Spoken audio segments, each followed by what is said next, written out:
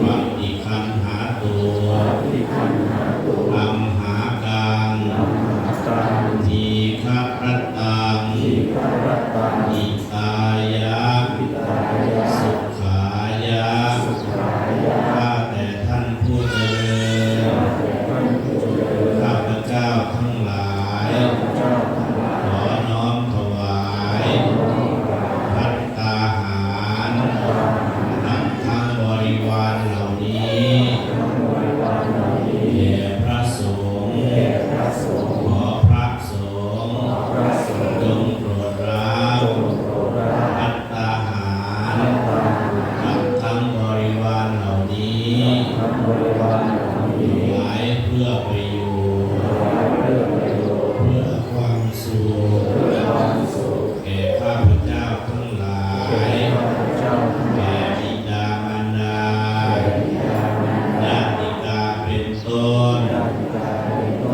สิ้นกาลละนานเถิ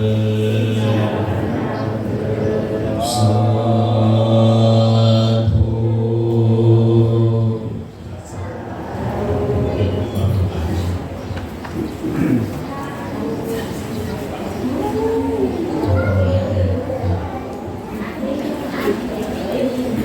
กินน้ำขวดน้ำนะกินขวดน้ำ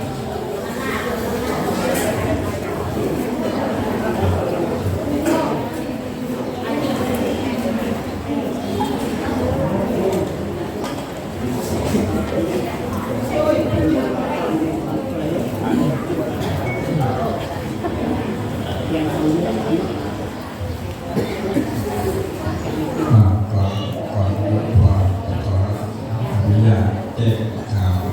ชาวบ้านเรานิดหนึ่งนะคือความคุณโยมเลือกตุลีเลือกตุลีของครอบครัววันนี้พาทั้งครอบครัวมาถวายการสักการะหลวงปู่อย่างนี้ในวันสงกรานต์นะครับวันแรกนะครับมาร่วมกันกับพวกเราพี่น้องชาวบ้านด้วย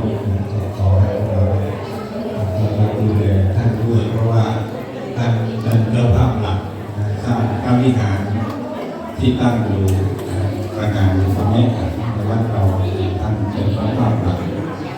สร้างมาตั้งแต่เริ่มได้เสร็จแล้วได้ที่สร้างมาแล้วในวันที่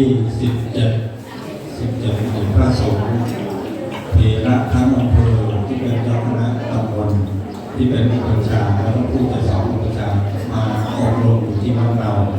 ก็จะได้ใช้วิธีชั้นสองในการตามที่หลวงปู่อย่างท่านบอกจะได้เริ่มใช้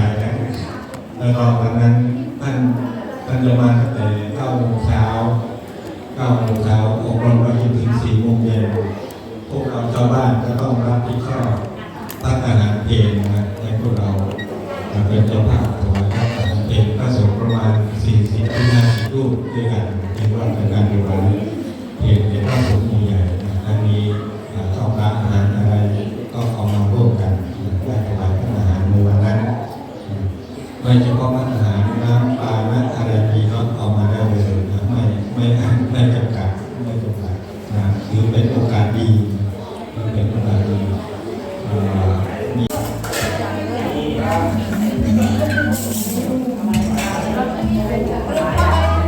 Hãy subscribe cho kênh Ghiền Mì